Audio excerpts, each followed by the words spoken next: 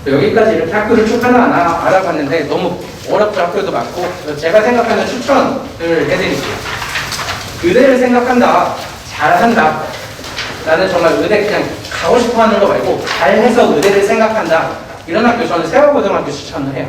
이게 뻔하기는 한데 거기 가서 내신은 조금 어려울지언정 그 분위기를 참 잘 적용하면 의대 가기에 가장 좀 좋은 학교다라는 생각이 들고, 세화고 다음으로는 상문고등학교 좀 추천을 드리는 편입니다.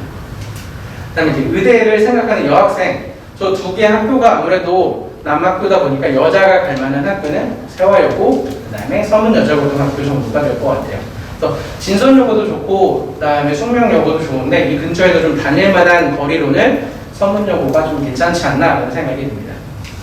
그다음에 이제 그냥 의대까지는 아니더라도 좀 상위권 대학까지, 제가 생각하는 상위권 대학은 스카이의 서성한 정도까지라고 좀 생각을 하는데, 거기를 가는데 좀 그나마 괜찮은 학교는 서울고등학교, 반포고등학교, 이 근처에서 통합과 그다음에 수학 편제랑 여러 가지 학생의 내신, 학교 분위기를 생각하면 이런 학교를 좀 추천드릴 것 같습니다. 이제 끝내면서 제가 설명회를 분당 학원에 있을 때 되게 엄청 많이 했는데요. 항상 설명회를 할 때 끝에 이 말씀을 많이 드려요. 열심히 공부하는 우리 아이 되게 힘들고 안쓰러워 보이죠? 근데 안쓰럽고 야 너 얼마나 힘드냐 이러시지 말고 응원하고 칭찬해 주시면 학생들 되게 엄청 더 좋아하거든요. 그래서 제가 봐도 학생들이 되게 막 엄청 밤늦게까지 공부하고 되게 힘들고 안쓰러워 보이기도 하는데, 그런 눈빛으로 보면 학생들도 그걸 느껴요. 아, 내가 안 해도 되는 걸 하고 있는 건가 라는 생각도 많이 하는데, 그러지 마시고 너 되게 잘하고 있어 라고 응원도 되게 많이 해주시고 칭찬 많이 해주시면 아, 내가 당연히 해야 될 거 하니까 칭찬도 받고 좋구나 라는 걸로 동기부여가 되게 확실하게 만든다 라고 생각이 듭니다. 이렇게 고등학교에 대한 설명을 제가 쭉 드렸고, Q&A는 끝나고 다 같이 한번 해볼게요. 그리고 뒤로는 선정기 대표 원장님께서 뒤에 메이저 학원에 대해서 말씀드리는 시간을 갖겠습니다. 감사합니다.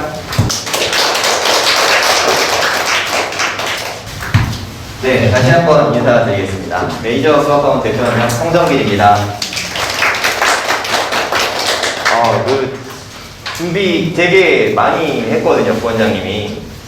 그 학교별로 시험제도 다 풀어보시고, 조사를 진짜 뭐 한 2주일 한 것 같아요. 네, 이렇게 많은 자료 있는 설명회 아마 못 보셨을 거예요. 네, 진짜 뭐, 저희 학원의 명예를 걸고 진짜 정말 많은 조사를 했거든요. 네, 앞으로도 계속 업데이트해서 좋은 정보 있을 때마다 설명회 통해서 전달드리도록 하겠습니다. 제 소개를 간단히 드리면, 저는 서울대 수학과 졸업했고요. 네, 뭐 책도 좀 썼고, 분당에서 학원을 처음 시작했어요. 네, 분당에서 해서 잘 돼서 이제 반포에서 차리게 됐는데, 제 반포에서 학원을 하다 보니까 저희 김영 부원장님이 좀 필요하더라고요. 되게 열심히 하고 열정 많으니까 우리 같이 와서 반포의 학원을 좀 애들 열심히 가르쳐서 좋은 실적을 좀 많이 내보자. 그래서 회의도 많이 하고 좀 좋은 전략 많이 짜고 있어요. 네, 이따 좀 자세히 말씀드릴 텐데, 학습에 있어서 제가 생각하기에 동기부여가 정말 중요하잖아요. 동기부여에 있어서 제일 중요한 건 제 생각엔 관리예요. 관리를 또 잘하려면 제일 중요한 게 저는 관심이라고 생각합니다. 관심. 제가 학교에 다니면서 공부하면서 가장 힘들었던 게, 내가 아무리 열심히 공부해도 아무도 알아주지 않는다. 이게 저는 가장 힘들었거든요. 누군가 알아주고 잘하는 걸 알아주고 못했을 때 좀만 더 열심히 하게 얘기만 해줘도 할 수 있는 힘이 나거든요, 사실. 이 관심이 제일 중요한 게 아닌가 하는 생각이 듭니다. 아이들을 혼냈을 때 열심히 공부하는 게 아니라 칭찬했을 때 공부할 맛이 나잖아요. 근데 제가 어머님들께 이런 말씀 드려도 사실 칭찬이 쉽진 않잖아요. 특히 내 자식 칭찬하기 쉽지 않잖아요. 저도 아들이 2명 있거든요. 뭐 저는 칭찬 잘하고 있는데 저는 우리 아들이 공부를 잘하게 될 줄 알았어요. 내가 잘했으니까. 근데 마음처럼 안 되더라고요. 이제 학부모님들의 마음을 알 것 같아요. 이게 이런 거구나. 내 자식 가르치는 게 이런 거구나 라는 걸 좀 알게 됐습니다. 저는 아이들 공부를 되게 많이 시켜요. 정말 많이 시키는데 근데 많이 시키는 학생들은 계속 많이 하는데 또 거기에 본인 역량이 좀 부족한 학생들이 분명히 있긴 있거든요. 그럼 거기에 맞게 이렇게 로드를 줍니다. 해올 수 있게. 그러니까 뭐 잘하는 학생이 이만큼 푼다고 해서 그 학생도 이만큼 내줘봤자 어차피 못하거든요. 네. 제가 생각하는 제일 좋은 로드는 정말 힘들게 빡세게 했을 때 가까스로 다 하고 성취감을 느끼는 정도가 가장 좋다고 생각합니다. 그리고 적당히 대충 편하게 공부하는 학생은 네, 저희 학원하고 잘 안 맞을 거예요. 그러면 좀 힘들 거예요. 그리고 타의적으로 공부했던 학생들은 약간 좀 힘들 수 있습니다. 학습량이 많아서. 근데 제가 제 교육관이기도 한데 잘하는 학생을 잘 가르치는 건 사실 되게 쉽거든요. 하지만 그렇게 잘하진 않지만 공부는 정말 잘하고 싶은 학생들이 있거든요. 이렇게 열정하고, 근데 기초는 정말 중요합니다. 연산이 좀 잘 안 되면 좀 시간이 걸릴 수 있어요. 그러니까 기초 기본 연산이 잘 돼 있고 열정이 있는 학생은 네, 제가 잘 가르쳐 줄 수 있을 것 같아요. 이게 제일 중요한 부분입니다. 네. 제가 학생들을 가르칠 때 항상 하는 얘기거든요. 네가 하려고 마음만 먹으면 다 할 수 있다. 제가 오늘 아침에도 새벽 5시에 일어나갖고 아침에 10km 뛰고 왔어요. 매일 뜁니다. 어제도 뛰었고 비 와도 뛰고 눈이 와도 뛰고 올 겨울에 되게 추웠잖아요. 제일 추웠을 때 뛰었을 때가 영하 18.6도였거든요. 네, 그때도 10km를 뛰었어요. 맨날 뜁니다. 맨날. 왜냐하면 제가 아프면 안 되잖아요. 애들이 저한테 배우러 왔는데 내가 아파서 최상의 퍼포먼스를 내지 못하면 애들한테 너무 미안하고 컨디션 관리가 전 되게 중요하다고 생각하거든요. 애들이 제가 텐션이 높고 에너지가 높으면 애들이 저를 닮는다고 생각합니다. 제가 최근까지도 그 여기저기 강연 요청이 되게 많이 와서 강연을 많이 하러 다녔어요. 강의하러 많이 다녔는데 제가 올해는 이제 다 끊을 생각이에요. 아이들에게 좀 더 집중하고 좀 수학학습 쪽으로 학습에만 좀 초점을 맞춰서 가르치려고 외부 활동을 올해는 더 이상 하지 않을 생각입니다. 제 어렸을 때부터 로망이었어요. 성공학 강사가 되고 싶어서. 네. 그리고 뭐 어느 정도 맛도 봤고 즐거움은 맛봤으니까 네, 이제 다시 본업에만 집중해서 아이들을 좀 키우려고 생각하고 있습니다. 제가 정말 많은 학생들을 배출했고 많이 가르치다 보고 오래 하다 보니까 좋은 성과가 난 학생들도 되게 많았어요. 제가 가진 이 에너지가 학생들을 설레이게 만들고 공부할 수 있게 만든다고 생각하거든요. 이게 정말 동기부여라고 생각하거든요. 누군가 되게 열심히 하고 있는 걸 보면 그리고 본인이 열심히 하는 걸 누군가 알아주면 공부할 맛이 난다고 생각하거든요. 저는 그게 가장 중요한 동기부여라고 생각하거든요. 관심을 갖는 거. 제가 특별한 학생들만 가르친 게 아니라 그냥 보통의 학생들을 다 받아서 가르쳤어요. 근데 어느 날 봤더니 고등학생의 1등급 받기가 진짜 쉽지 않습니다. 반에서 1등 정도 해야 되거든요. 4%니까 25명 중에 1명밖에 못 받는 그런 1등급인데 어느 날 보니까 고등학생이 40명 중에서 한 20명 정도 됐는데 8명이 학생 1등급을 받았어요. 제가 정말 많이 시켰거든요. 학생들도 많이 공부하고 싶어 합니다. 저는 그걸 잘 알아요. 공부 잘하고 싶어 하지 않는 학생은 단 한 명도 본 적이 없어요. 근데 열심히 하는 게 힘들고 좀 지칠 뿐이지 그 에너지만 채워주면 저는 누구나 공부를 잘 할 수 있다고 생각합니다. 실적이 제가 열심히 했다기보다는 좋은 학생들이 열심히 했죠. 19년에는 서울대 치대에 합격한 학생도 있었고 작년에는 서울대 의대 합격한 학생이 2명이나 배출이 됐어요. 제가 가르쳤던 학생이. 학습이라는 게 사실 학과 습이잖아요. 그러니까 제가 아무리 열심히 학을 하게 해준다고 해도 제가 열심히 아무리 가르쳐도 아이들이 익히지 않으면 의미가 없거든요. 그러니까 아까 뭐 초등학교 때 미적분까지 배웠다라고 말씀하는 학생이 있었는데 그런 학생들을 테스트를 보면 대부분 점수가 의미가 없는 점수가 많이 나와요. 50점도 안 되는 점수가 나오거든요. 사실 공부를 그렇게 하면 빈 곳이 너무 많아져요. 그리고 자기가 한번 공부했다는 생각에 다시 복습하는데 더 어려운 것만 보게 돼요. 그럼 실수가 많아지죠. 그러니까 실제로 영재고 준비했던 학생들이 영재고를 떨어지면 이제 일반고를 가잖아요. 그러면 막상 1등급을 잘 못 받더라고요. 실수가 많아요, 실수가. 쉬운 문제를 많이 안 풀어보고, 그런 거 탄탄하게 공부하는 힘이 약해서 어려운 문제는 잘 풀겠죠. 근데 어려운 문제 다 맞춰도 실수 한두 개 하면 1등급에서 떨어지잖아요. 실수를 안 하는 게 훨씬 더 중요합니다. 익히는 게 정말 중요해요. 제가 제일 교재 중에 제일 좋아하는 교재는 실력정석입니다. 어렸을 때부터 실력정석을 하도 많이 봐서.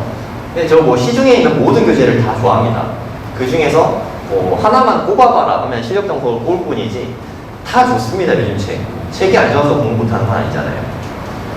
이게 수업을 듣고 뭐 이렇게 하는 거야. 아 그렇구나 하고 대부분 그러고 그냥 지나가요. 저도 대치동에 있을 때 강의 수업 되게 많이 했거든요. 그리고 시험을 보면 점수가 정말 이게 초토화돼요. 이게 무슨 의미가 있나 싶어요. 이게 선생님만 열심히 공부하는 거예요. 선생님만. 문제를 학생이 풀어야 되는데 실판에다 선생님만 계속 푸는 거죠. 그 선생님은 날이 갈수록 실력이 좋아져요. 저도 날이 가면 갈수록 수학 실력이 좋아져요. 몇 년 전에 그냥 한번 수능 한번 볼까 봤는데 1등급 그냥 나오더라고요. 제가 잘하는 게 중요한 게 아니라 학생이 공부를 열심히 하고 잘하는 게 되게 중요하잖아요. 학생을 익히게 하는 게 제일 중요한데 이게 사실 관리에 거기 방법이 있다고 생각하거든요. 당일에 복습하는 게 정말 중요합니다. 그날 공부하는 거. 근데 애들의 공부하는 패턴을 보면 만약에 월수금 수학학원 보고 가고 화목에 영어학원 가고 그렇게 많이 가잖아요. 월요일에 수학학원을 갔다 와서 그때 숙제를 해야 되는데 그때는 영어 숙제를 해요. 다음날 학교 영어학원 가니까 영어학원 갔다 오면 영어 숙제를 해야 되는데 수요일날 가야 되니까 또 수학 숙제를 그때 합니다. 그럼 뭐 이렇게 하루 이틀 지나서 가잖아요. 그나마 월수금이면 괜찮은데 뭐 일주일에 2번 간다. 그럼 막 5일 만에 숙제를 하고 그러거든요. 기억이 날 리가 없어요. 너무 시간이 오래 떨어져 있고 너무 많이 까먹게 돼요. 이 제일 중요한 게 테스트입니다. 테스트. 저는 이게 테스트보다 좋은 공부법은 없다고 생각해요. 네, 학습 쪽에 공부하신 분들은 메타인지가 얼마나 중요한지 다 아실 거예요. 그러니까 뭐 가르치는 게 제일 좋은 공부법이다 하는 것도 사실 메타인지입니다. 가르칠 수 있다는 거는 내가 완벽하게 알아야 가르칠 수 있거든요. 테스트를 보는 거는 메타인지가 되게 좋아지죠. 내가 아는지 모르는지를 아는 것. 이게 제일 중요하거든요. 상위권 학생들이랑 하위권 학생들의 차이는 거기 있어요. 상위권 학생들은 질문을 합니다. 왜? 내가 뭘 모르는지 아니까. 하위권 학생들은 질문하지 않아요. 그냥 다 모르는 것 같기도 하고 다 아는 것 같기도 해요. 그 차이를 잘 몰라요. 근데 공부를 해봐야 내가 어느 부분을 모르는지 알거든요. 네, 그런 게 상위권과 하위권의 차이라고 생각하시면 되는데 실력 정성 연습 문제는 되게 어렵죠. 거기다가 100% 다 서술형이죠. 오픈형 문제에다가 이 문제들을 저희는 그냥 테스트를 봐요. 그날 다 공부를 했으면 이걸 다 테스트를 봐서 서술형을 다 썼으면 통과를 시킵니다. 실력 정석을 공부할 때 이렇게 될 때까지 하는 게 맞는 것 같아요. 그렇게 될 때까지 할 게 아니면 실력 정석을 안 하면 되죠. 제 경험담을 좀 말씀드릴게요. 네, 제가 초등학교 여기 신구초등학교 나왔고 중학교 신사중학교 나왔고 고등학교 여기 현대고등학교 나왔습니다. 제가 되게 가난한 집에서 컸는데 다행히 되게 좋은 학군에서 공부를 했어요. 네. 제가 되게 많이 하는 소리인데 아이들에게 꿈과 희망을 주기 위해서 2학기 때 수학 점수가 64점이었어요. 네. 그러니까 인생 최저점이었어요. 2학년 2학기 때. 이때 되게 어렵습니다. 도형 나오고 달문 나오고 이때 되게 어려워요. 이때 인생 최저점을 찍고서 정말 다행인 건 중3 때부터 되게 공부를 열심히 하기 시작했어요. 정말 열심히 하기 시작했어요. 여름방학 때부터 정말 제대로 공부를 하기 시작했죠. 네. 제가 이때에는 사춘기가 왔어요. 사춘기가 와서 나 정말 공부 열심히 해서 좋은 대학 합격하는 거 아니면 죽어야겠다. 네, 목숨 걸고 공부했어요. 목숨 걸고. 목숨을 걸고 정말 공부를 했어요. 심지어 그 중3 졸업여행 가잖아요. 중3 졸업여행도 안 갔어요. 나 공부해야 된다고. 그리고 저희 너무 가난해서 그 졸업여행비 내는 것도 좀 부담됐거든요. 어머니가. 그래서 겸사겸사 이때부터 공부를 되게 열심히 했어요. 너무너무 열심히 했어요. 그 중에 하루에 만약에 10시간을 공부한다. 좀 학원 같은 데 갈 수가 없었거든요. 돈이 없으니까. 6시간에서 7시간을 실력 정석을 위주로 공부를 했습니다. 그래서 이게 제가 공부했던 책인데 제 책은 아니고 열심히 찾았어요. 당시의 책이에요. 이 책을 지금은 수학 상하가 있잖아요. 이거는 그냥 고1 거 전체예요. 전체가 이렇게 한 권인데 이 책을 봤어요. 이 책을 중3 한 6월, 7월 이때부터 시작해서 문제 공부를 하기 시작하면서 처음 해볼 때 되게 오래 걸렸죠. 한 2달, 3달 이제 걸렸는데 복습을 계속 한 거죠. 하루에 6, 7시간씩 계속 이거 공부하니까. 이게 실력 정석의 가장 큰 장점은 오픈형 문제예요. 오픈형 문제가 뭐냐면 그러니까 뭐 예를 들어서 케이스를 나눈 거 1번 뭐 x가 1보다 클 때 2번 x가 뭐 1 이하일 때 이런 식으로 케이스를 나눠서 푸는 거예요. 그러니까 결정이 돼 있는 게 아니죠. 이런 경우 저런 경우 다 생각해야 되는 거예요. 흔히 아는 뭐 킬러 문제 있죠. 킬러 문제는 다 이런 오픈형 문제라고 생각하시면 돼요. 그래서 풀이 과정이 되게 길고 어려워요. 개수 세는 것도 요럴 때 세고 요럴 때 세고 요럴 때 세고 그걸 다 합쳐야 맞거든요. 그래서 어려운 거예요. 네, 추우신가요? 네, 꺼드릴까요? 그런 문제들을 실력 정석에서 연습을 많이 할 수 있게 해줍니다. 그리고 학교 시험도 어려운 문제들은 당연히 다 오픈형 문제예요. 그래서 실력 정석을 원활하게 잘 푸는 학생은 어려운 문제에 익숙하죠. 과학고 준비하거나 영재고 준비했던 학생들은 수학을 잘하잖아요. 그냥 KMO 같은 대비가, 그러니까 수학경시대의 대비가 다 오픈형 문제 대비라고 생각하시면 돼요. 심지어 걔네들은 답이 있냐 없냐 먼저 결정을 하고 해요. 답이 있을지 없을지부터 가정을 하고 답이 있다고 하면 그때 답을 구하는 거예요. 그러니까 어느 정도 오픈형인지 아시겠죠? 네. 수학 공부하는 사람들이 이런 걸 되게 좋아해요. 네, 저는 수학 전공했으니까. 제가 정석이 하루에 6시간씩 끼고 있으니까 너무 친구 같은 거예요. 심지어 고1 때 자유주제 겟셈을 그려라. 근데 저는 실력 정석 그렸어요. 실력 정석 늘 너무 친한 존재니까 그만큼 실력 정석을 너무 좋아했습니다. 6월, 7월부터 보기 시작했지만 한 번 보는데 2달 걸리면 산술적으로 13번 걸리면 한 26개월, 2년 넘게 걸리잖아요. 고등학교 졸업할 때까지 푸는 게 정상인데 실제로는 그렇지가 않습니다. 처음에 풀 때는 2달 걸리지만 그 다음에 풀 때는 뭐 한 달 정도, 그 다음에 풀 때는 한 3주, 그 다음에 풀 때는 하루에 2-3단원 푸는 게 어렵지가 않아요. 그쯤 되면 모든 문제가 다 외워지는 거죠. 그리고 정말 익숙해지는 거죠. 고교 진학 후에 이제 실력 정석밖에 안 풀어봤으니까 나 이제 시험 대비도 해야 되는데 그런 생각이 들었어요. 그래서 서점에 가서 이제 문제집들, 시중 문제집들을 봤어요. 근데 정말 신기한 경험을 했어요. 나는 실력 정석밖에 안 풀었는데 문제를 봤는데 서서 눈으로 그냥 문제가 다 풀리는 거예요.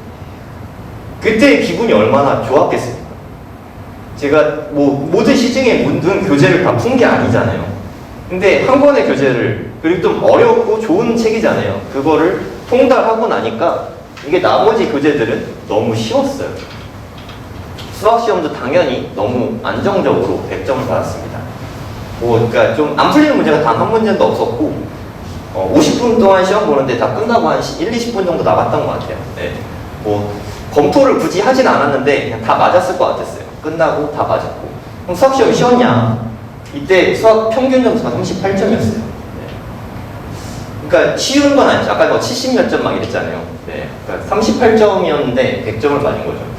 그만큼, 그리고 그때는 실력 정석에서 시험 문제를 좀 많이 내셨더라고. 그래서 좀 더 쉽게 풀었어요. 저희 때는 실력 정석에서 많이 나왔잖아요. 저만 그렇게 했던 게 아니라 제 학생들도 이런 식으로 공부를 좀 시켰어요. 네. 이 학생이 최전화 학생인데 여기 분당의 학원에서 설명했을 때거든요. 이 학생이 정말 대단한 게 대청중학교 아시나요?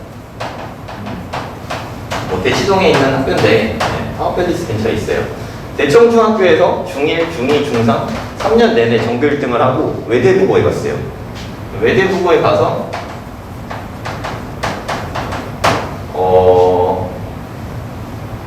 평균 등급이 올 1등급을 받았어요. 올 1등급. 그러니까 보통 한 1점대만 나와도 외대국어에서 서울대 가는 건이거든요. 1.00 등급을 받았어요. 평균 등급을. 이게 외대국어 역사상 처음이에요. 옛날에도 없었고 이때도 뭐 진짜 잘했을 때 한 1.3등급 정도, 그 정도만 해도 거의 신화거든요. 네. 제가 이 학생 말고 그 선배, 뭐 후배, 외대국어 가는 그 학생들한테 물어봤는데 최단화를 모르는 학생이 없더라고요. 전교에서 모르는 학생이 단 한 명도 없었어요. 이 학생의 제가 시험지를 다 봤어요. 시험지를 다 봤는데 실수로 틀린 문제가 단 한 문제도 없었어요. 전 그게 되게 놀라웠어요. 그러니까 얘가 틀렸다는 거는 어딘가 모르게 문제가 약간의 애매함이 있던 문제, 그런 문제들만 틀렸더라고요. 정말 되게 인상적이었어요. 제가 가르쳤던 학생인데 사실 뭐 제 사촌 동생이기도 하고 그래서 되게 스토리를 잘 알거든요. 네. 되게 좀 놀라운 학생이었습니다. 이 학생도 실력 정석, 외대국어 학생들 실력 정석 되게 많이 봅니다. 아시는지 모르겠지만 그냥 많이 봐요. 네. 이 학생도 들어갈 때 선행을 뭐 엄청나게 많이 한 건 아닌데 정말 자기가 공부를 제대로 복습을 한 데는 정말 복습을 너무 많이 했어요. 너무 완벽해질 때까지. 근데 그게 수학뿐만 아니라 전 과목을 다 그렇게 했어요. 일단 이 학생은 3월 2일이 시작되면 시험 대비 시작합니다. 중학교 대비를 시작해서 중간고사 대비를 시작해서 그 중간고사 보는 날까지 계속 시험 대비를 하는 거죠. 그리고 황땡땡 학생이라는 데가 있는데 이 학생도 그 두 학생이 서울대 의예과 갔어요. 네, 같은 학년에 갔는데 제가 그 학생이 할 수 있는 정말 빡세게 하면 가까스로 할 수 있는 양의 그 숙제를 내준다고 말씀드렸잖아요. 네. 이 학생을 제가 중학교 2학년, 1학년 그때부터 가르쳤는데 숙제를 제가 웬만큼 많이 내줬는데 다 해오는 거예요. 이걸 다 해와? 어디 그럼? 하고 조금 더 내줬어요. 또 그것도 다 해오더라고요. 이것도 다 해온다고? 그리고 조금 더 내줬어요. 그것도 다 해오더라고요. 근데 알고 보니까 맨날 밤새 숙제하면서 울면서 숙제한 거예요. 아 이걸 또 어떻게 다 하라고 하면서 다 해온 거예요. 시키면 돼요. 네, 그리고 서울대 의예과 간 거죠. 네, 정말 대단한 학생들인 것 같습니다. 이게 정말 천재 같은 학생이 아니에요. 두 학생 다. 천재 같은 학생이면 제가 이렇게 말씀드리지도 않죠. 근데 정말 극도로 성실한 학생들이에요. 극도로. 하나 복습시키면 보통의 학생들은 이거 또 해요? 라고 하거든요. 또 해요? 정말 많이 듣는 말입니다. 또 해요? 아는 것 같은데 왜 또 하냐는 뜻이죠. 제가 봤을 땐 모르는 것 같아서 또 시키는데 또 해요 소리를 한 번도 하지 않은 학생들이에요. 시키면 시키는 대로 완벽해질 때까지 공부를 한 거죠. 이 학생도 제가 실력 정석으로 가르쳤었는데 서울대 치대 합격했다고 이렇게 오랜만에 이렇게 띵 하고 오는 문자가 저는 되게 반갑습니다. 한 5년, 6년 지난 다음에 이렇게 문자가 왔다는 얘기는 좋은 일이 생긴 거예요. 좋은데 합격했거나 뭐 어떤 학생은 뭐 행정고시 합격했다고 문자 보내기도 하고 네. 그냥 결혼한다고는 잘 안 보내더라고요. 어쨌든 좋은 일이 생겼으면 네, 이렇게 연락을 하는 거죠. 이 학생은 좀 특별한 학생인데 수학을 저한테 중학교 2학년 말 중3 들어갈 때쯤부터 배우기 시작했거든요. 그냥 정말 평범한 학생이었는데 말을 정말 잘 들었어요. 제가 시키면 시키는 대로 다 하고 이게 시키는 대로 수학을 다 하다 보니까 고1쯤 되니까 수학이 다 끝났어요. 그리고 이제 고3 될 때 저는 이 학생의 다른 과목들이 그렇게 부족한지 몰랐는데 다른 게 다 3등급 넘는 거예요. 수학만 잘하고 다른 건 다 못하는 거예요. 수학만 잘한다고 대학 가는 게 아니잖아요. 그래서 이 학생을 제가 수학 선생님인데 국어, 영어, 과학을 너 내가 시킨 대로 하려니까 하겠대요. 그래서 매일매일 숙제를 내줬어요. 근데 이걸 매일매일 잘 해오는 거예요. 그리고 그렇게 1월, 2월 겨울방학을 놨어요. 그러니까 제가 국어 하나, 영어, 모의고사 하나씩 하고 수능 특강을 나눠서 이렇게 다 내줬거든요. 그거를 숙제를 2달 동안 다 하고 나서 정말 3월 달에 수능을 5, 1등 봤어요. 모의고사에 5, 1등급 받고 그때부터 점수가 안정적으로 돼서 네, 결국 수능도 5, 1등급 받고 네, 연대 토목과에 합격을 했어요. 그러니까 연대 토목과 할 때도 네, 제가 되게 얘기를 많이 했는데 토목과가 나중에는 통일되면 뭐 대박 날 수도 있고, 그리고 내가 봤을 때 너는 공부하는데 소질이 있는 것 같다. 통역가가 나중에 행시 기술직 행시 행정공무원 하기에 좋다. 그래서 행정고시를 권유했어 이때 고3 때. 그리고 대학 입학 후에 입실론 델타 막 이런 거 배우거든요. 되게 어려워요. 갑자기 저한테 연락을 해서 선생님 저 수포자의 마음을 알 것 같아요 하면서 얘기를 했더라고요. 대학 가서 수학이 너무 어려우니까 모르겠대요. 그럼 일단 한번 놀러와 해서 제가 입실론 델타를 알려줬어요. 대학생인데. 네. 근데 갑자기 몇 년 있다가 연락이 뛰고 오더라고요. 저 선생님 행시 합격했어요 하고 연락이 오더라고요. 그때 상담했던 거대로 그냥 그대로 했더라고요. 네. 그냥 제가 얘기했던 대로 그래서 합격을 했어요. 최근에도 만나고 했는데 정말 되게 기쁘더라고요. 제이처럼. 제가 중학교 3학년 때부터 되게 오랜 시간 가르쳤던 학생이랑 애착도 많이 가고 고교 내신이라는 게 이게 사실 되게 받기가 어려워요. 그죠? 이게 1등급이 지금 학생들이 고등학생 학부모님 계세요. 고등학생이 있다. 있긴 있으시네요. 그 생각만큼 쉽지 않죠. 내신이. 내신 따기 진짜 어려워요. 특히 이 동네에 1등 받는 게 쉽지가 않습니다. 뭐 수학 한 과목 받기도 쉽지 않은데 여러 과목 챙기는 건 진짜 쉽지 않아요. 네. 그래서 뭐 아까 뭐 수시 11명 뭐 서울대 합격 이런 거 보면 크게 감흥이 없으실 수도 있는데 이게 진짜 엄청난 거예요. 네. 그 학교에서 관리도 정말 되게 많이 해주는 거고 차라리 세화고에서 뭐 수능으로 17명 가고 이게 사실 뭐 현실적입니다. 그게 더 쉬워요. 학교 입장에서는. 제일 어려운 이유가 이 실수 때문이에요. 실수. 시험 끝나면 제일 많이 듣는 소리죠. 실수로 하나 틀렸어요. 뭐 이런 거. 실수가 아니면 사실 틀릴 일이 없습니다. 수학에서 뭔가를 틀렸다는 얘기는 실수이니까 틀린 거예요. 사실. 우리가 공부를 한다는 건 아는지 모르는지를 구분하는 게 아니라 어떻게 하면 실수하지 않을까를 공부하는 거예요. 그거를 아이들에게 인지시켜주는 게 되게 중요해요. 실수를 대수롭지 않게 생각하는 학생은 절대 1등급을 받을 수가 없어요. 어떻게 하면 실수를 안 할까 이 생각만 하고 공부해도 쉽지 않거든요. 그리고 정말 아는 만큼 아는 문제는 한 번에 정확하게 풀어내야 돼요. 두 번의 기회는 없습니다. 검토하고 이런 시간 절대 없어요. 내가 제일 싫어하는 거예요. 실수란 말. 이분이나 뭐 대단한 분들이죠. 공부 쪽에 있어서는. 이분들이 하나같이 하는 얘기가 자기는 10번씩 복습했다. 이런 얘기 되게 많이 하거든요.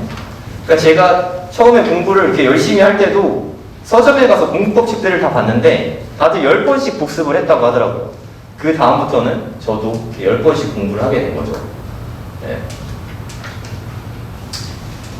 시험을 잘 보는 게 되게 중요합니다. 그리고 이렇게 외워서 백지 테스트를 보는 게 되게 중요해요. 네, 메타인지가 제일 중요합니다. 네, 저랑 김영호 부원장님 지금 2명만 수업하고 있어요. 네. 저희 수업 시간은 총 5시간인데 2시간 30분 동안 수업을 하고 2시간 30분은 테스트를 보고 있습니다. 수강료는 이렇게 돼 있고요. 제가 최근에 고민을 되게 많이 했어요. 어떻게 하면 학생들이 정말 좋은 성적을 낼 수 있을까. 그래서 그에 대한 말씀을 좀 드리려고 해요. 제가 다다음 주 정도에 관리형 독서실을 오픈할 거예요. 관리형 독서실이 이 동네는 없더라고요. 관리형 독서실을 오픈해서 수학학원에서 저희 수학 수업 해야 되니까 5시부터 10시까지 수학 수업하고 10시부터 1시까지는 저랑 김용호 부원장님이 번갈아서 평일날은 매일매일 관리를 할 거예요. 매일 관리할 거예요. 네. 대부분의 학생들이 이때 공부를 잘하고 가서 집에 가잖아요. 가장 공부하기 어려운 게 제 생각엔 핸드폰이거든요.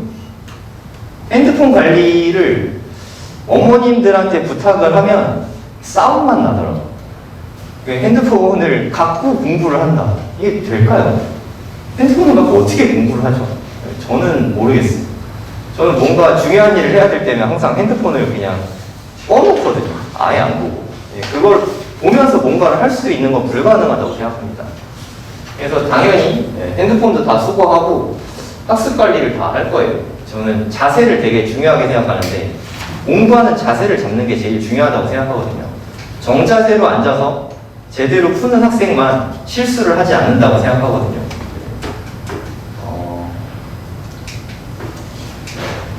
이렇게 매일매일 8시간을 공부를 한다고 치면 제 생각에 기적이 일어나지 않는 게 기적이라고 생각합니다.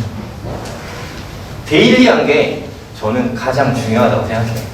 공부든 성공이든 뭐가 됐든 간에 데일리한 건 정말 위대하다고 생각해요. 매일매일 이렇게 공부를 한다. 그럼 그 학생이 변화가 없을 수가 있을까요? 이런 식으로 구성을 할 거예요. 저희 학원은 아직 아니고 인테리어 중입니다. 이렇게 해서 제가 뭐 여기쯤에 있겠죠. 우리 학생들이 공부하는 걸 볼 거예요. 그리고 뭐 다른 스터디 카페 같은 경우는 이렇게 뭐 인강 볼 수 있는 곳도 있고 막 그렇잖아요. 네, 저희는 그런 거 아예 안 할 거예요. 핸드폰, PC, 뭐 이런 탭, 뭐 이런 거 사용 불가능하게 할 거예요. 그런 거를 쓰면서 공부를 한다는 것 자체가 저는 말이 안 된다고 생각하거든요. 제가 생각했을 때 아이들의 학습을 가장 저해하는 건 스마트 기기라고 생각해요. 현재 학생들에 있어서. 그러니까 스마트 기기를 사용하지 않는 학생은 무조건 유리할 수밖에 없다고 생각합니다. 제가 여기 좀 올해 정말 여기에 올인하려고 많은 준비를 하고 있어요. 많은 학생들이 저랑 기적을 만들면 좋겠습니다. 네, 저희 건물 여기면 바로 여기예요. 그 SLP인가? 네, 여기 SLP 있는 건물 지니플러스가 없어졌거든요. 네, 여기 6층에 JLTV 6층에 들어올 예정입니다.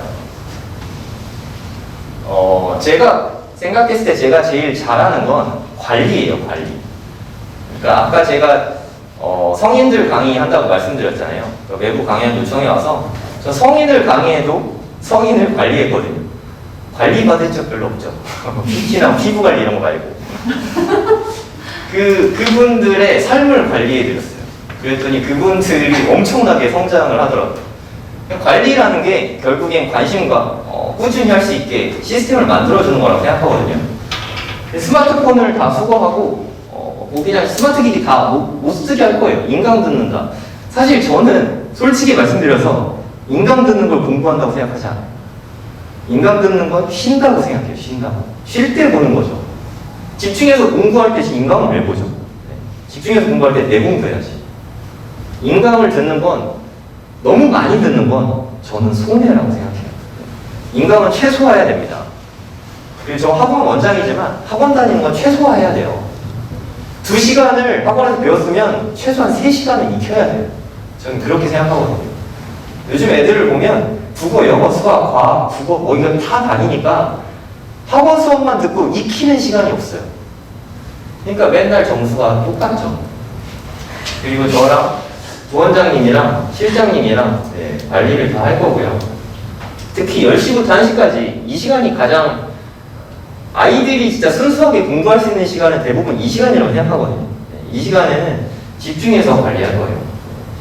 그러니까 뭐 저희 학원 재원생이면 수학 당연히 뭐 수학도 티칭을 약간은 할 거예요. 질문 받거나 뭐 알려주거나.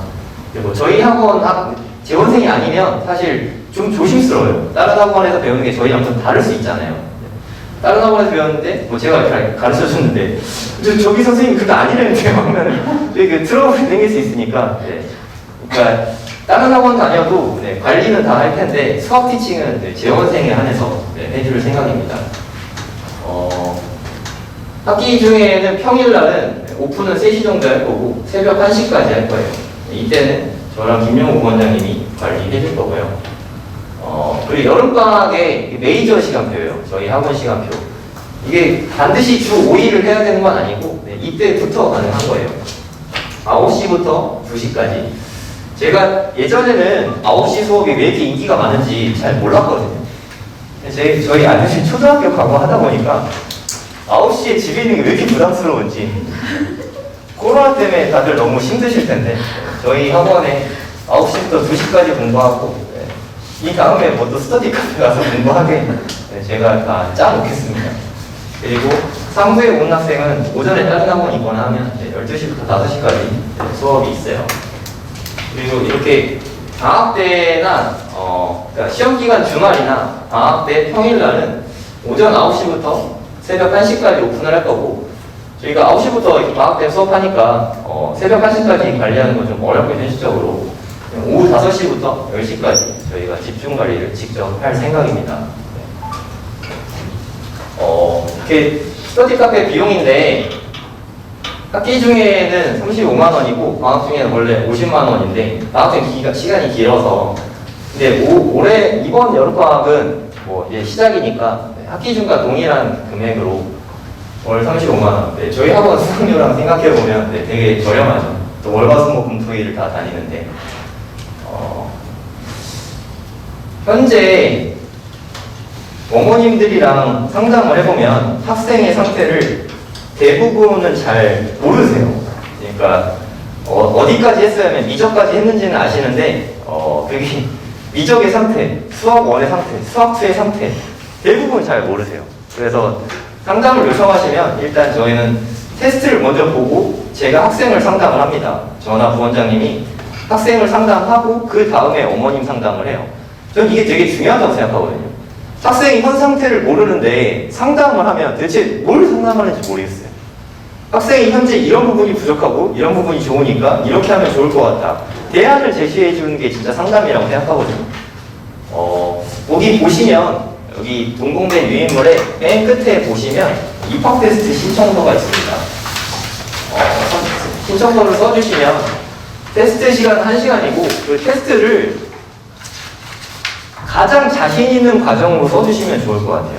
예를 들어서 수학 3을 살짝 받고 그리고 수학 하도 살짝 받고 수학 1을 오히려 제일 많이 한 것 같다. 그럼 수학 1을 차라리 하는 게 낫고. 근데 대부분의 학생들이 학생한테 좀 물어보세요. 자신을 다 없어하는데 그나마 제일 나은 게 뭐니? 하고 물어보시고 그 과정을 보시면 될 것 같아요. 그리고 만약에 재원하게 되면 등원하게 되면 그 학생은 테스트를 어차피 다시 보거든요. 스케줄을 다시 짜고.